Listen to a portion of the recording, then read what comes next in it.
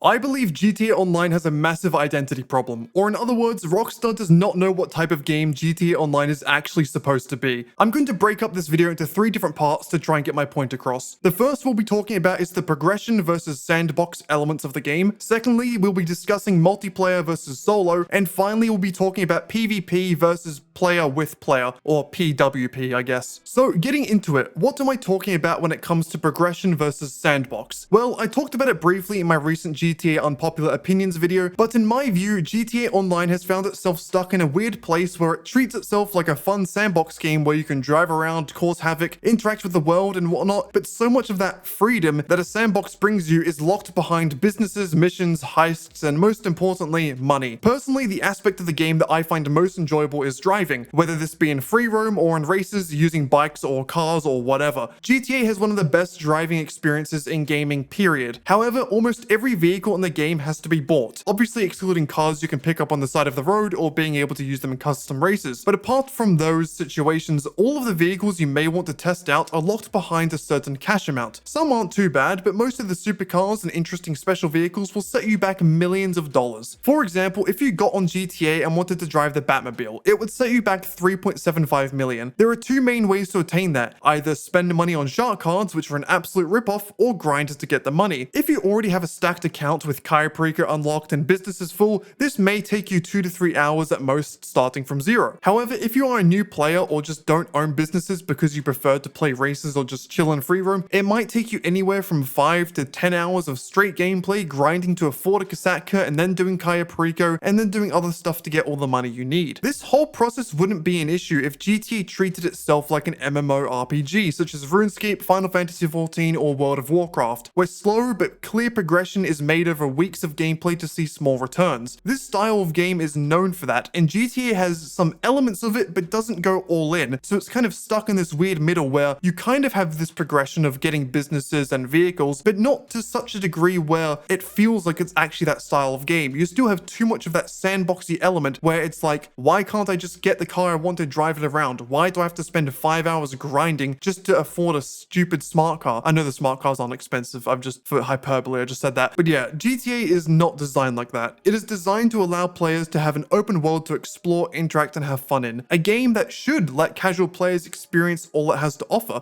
Sadly, in reality, unless those casual players spend hundreds of dollars on shark cards, then they'll never experience all that it has. I've been playing GTA Online since day one, and started taking money making very seriously when I started this YouTube channel around 10 months ago. But even I have never once used the Deluxo, Batmobile, Jetpack, Akula, Toreador, and I could go on. And this isn't an issue with the grind of the game itself, because I love grinding in video games generally, but GTA Online is designed in such a way where the returns of grinding diminish so insanely fast, there is no reason to keep going apart from making more money, which is a vicious cycle. In other games, even like Call of Duty, there is a sense to the grind. Mastery camos, different emblems and charms, even the battle pass gives you a reason to continue. But what does GTA give you? The option to buy another car, the option to get a new outfit, or another 20 car garage that you'll never fill up. If GTA saw itself as a high progression type game like many MMOs do, then it is severely lacking a rewarding endgame. No high level content, no exclusive rewards past a certain point, no point to play. And if GTA saw itself as an open world sandbox, then it is severely lacking the ability to interact with that sandbox with little to no effort. For example, being able to buy a flying bike without having to spend your goddamn life grinding for it. Now, this doesn't mean that a grinder can't have fun on GTA with continuously making money, selling business stock, and buying every new item, and it also doesn't mean that a casual can't have fun playing game modes or just stealing basic vehicles off the side of the street. However, because Rockstar has tried to cater to both audiences and game styles, both end up suffering in the process, where it is really difficult to indulge in either side of what the game is kind of supposed to be, leading to a bit of an identity crisis when it comes to GTA Online. In terms of a way to fix this, there's not really many now. This would be something they have to look at for GTA 6, unfortunately. 10 years on from GTA Online's release, or nearly 10 years, it's gotten to such a point where it's almost impossible to revert what they've done. You can't just suddenly make all the cars worth nothing, because then it feels like all the players before that have wasted their life. And then you can't also suddenly make insane progression and really detailed level up systems and rewards, etc. because, again, all those people that have grinded for years have just missed that experience. So it's not something you can change now, but it's something we really need to look forward into the future. future. If Rockstar really do want the sandbox experience, then they need to make that more accessible. If they want the grind, they need to make that more rewarding and more of a reason to actually do it. Now, moving on to my second point, multiplayer versus solo. Now, TGG touched on this in a very recent video and was actually the inspiration for me making this rant right now, so go check it out if you haven't already. But the main point is that Rockstar can't make a decision on whether GTA Online should be forcing players to play together or prioritizing solo players. Back when it first released, this wasn't an issue at all, because there was barely any content in the game, so most people just went in public sessions and just fucked around with each other, blowing stuff up, getting chased by the cops, you name it. But now with heists, businesses, missions, and much more, there is so much stuff that I would call technical content within the game. Basically content that, if done with randoms, can be extremely annoying and difficult. For example, doing heists with randoms is a very popular video type on YouTube, and it is like that because everyone has the shared experience of trying a heist with random people and it going awful due to lack of communication and often a lack of skill. This annoyance is one of the things that pushes people towards playing by themselves, usually also due to them not having friends to play with. At the end of the day, there is no one more reliable to play with than yourself, so instead of wasting 20 minutes because some random guy alerted the guards in Cayo Perico, you can just do it solo and get it done first try. So why is it that there is some content you can do alone just fine, and some you have to do with other players? Obviously for the original missions and heists, it was because Rockstar wanted to force people together. That's why all the original heists need 4 people or 2 for the Fleecer job. Most of the original missions need 2 people or more, but 9+ years later, you would think they know this doesn't happen as much anymore. And in fact, we know they know this because in the recent Criminal Enterprises update, Rockstar made it so you can do most business sale missions in invite-only sessions, where before it had to be done in public. This was definitely a step in the right direction towards helping solo players. However, there is still a good amount of content where this is not the case. If Rockstar really wanted to make the game solo friendly, it would be very easy to do so. Make everything available on solo sessions, change the heists so they can be done by one player. Whether this is a rewrite of the missions or adding bots in, I'm not sure, but it can definitely be done. And voila, you have a completely solo friendly GTA Online experience.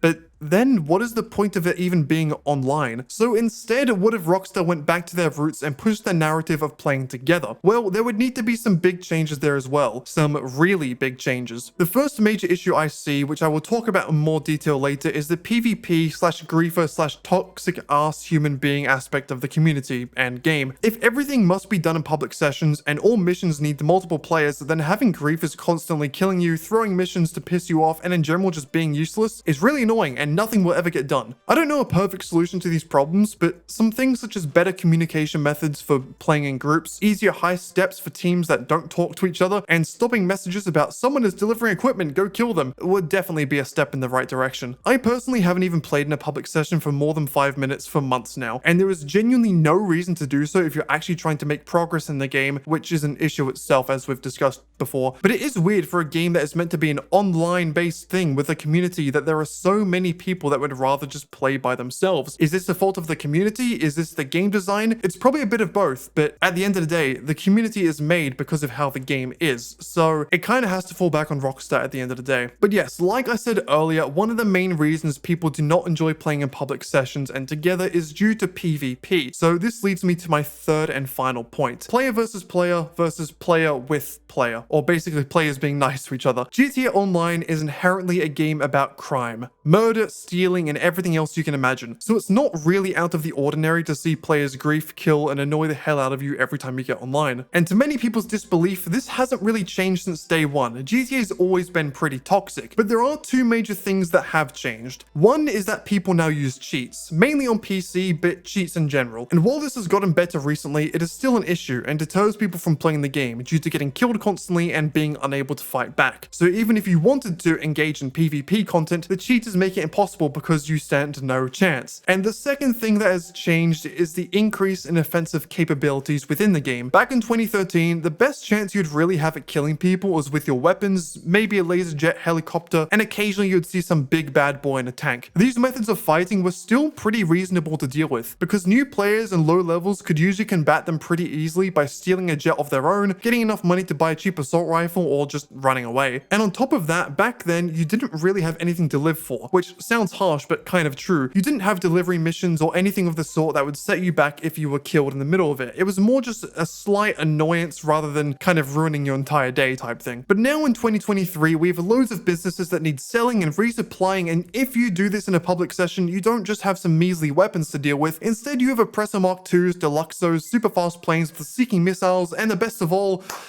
invincible hackers. But taking cheaters out of the equation, we have a massive divide in the game's ideology that repel each other: money making and grinding, and being a PvPer. If Rockstar really wants the PvP aspect of the game, as they know we do due to the bounty system and the 1v1 kill system, then they shouldn't have made so many ways for players to find and kill innocents, purely trying to play the game to make money and have a good time. And if Rockstar wanted players to work together and be friendly, then they shouldn't have given the resources and freedom to be absolute dickbags to the few who like to kill each other. One of the best examples in video games on how to handle this issue is from RuneScape, an MMORPG that has been going on for 20 years now. RuneScape has three main ways they differentiate PvP from the rest of the base game. The first is what's known as the Wilderness, an area of the map where they allow players to battle against each other where they are not allowed to in the rest of the map. This feature underwent many changes over time, but in general, having an isolated area made specifically for fighting is great for people who want to indulge in PvP, and also great for those who want to stay away from it. The best way GTA Online could implement something like this is adding a small new island to the map, even using Cayo Perico, and having that area of the map specifically for killing each other and fighting. The second way is dueling. RuneScape introduced a feature at some point in its later lifespan that allows you to request a duel with another player. Usually in the free world, you cannot fight others, but if you request to fight them and they accept, then you're able to damage and kill each other. This would be a pretty good solution in GTA, similar to how the passive mode toggle works. You could simply set whether you want to engage in PvP or not. And the final and arguably best way RuneScape does this is with the PvP dedicated servers. Now, I personally think this would be the best way that Rockstar could deal with this issue, either now or going forward into GTA 6, simply by creating 3 different server types: one regular, like we have now, one specifically for PvP, where people would join purely to fight each other, and one peaceful, where people can play together without causing harm to each other, even working together at times. Of course, a lot of kinks would have to be figured out for it to work smoothly, but it would be the best way to resolve that part of GTA Online's identity issue, because it could still advertise itself as a PvP game while also having dedicated areas and servers for people to work together, have fun without having to deal with that aspect of the game. Now, I know most of what I've discussed here is pretty much pointless in regard to GTA 5, as Rockstar are already taking steps to move on to the next game and will most likely not make any significant changes to the way GTA 5 Online is now. But they are important things to keep in mind going forward into the next iteration of the game. Rockstar needs to decide on what type of game GTA Online truly is, because by trying to cater to everyone and making themselves a shit ton of money, the game becomes slightly less good overall. But hey, that's just my opinion. Let me know down in the comments what you guys think. I'll be very interested to read and see what you all have to say, and I might even make another video talking about this topic if there's enough interesting points. But yeah, apart from that,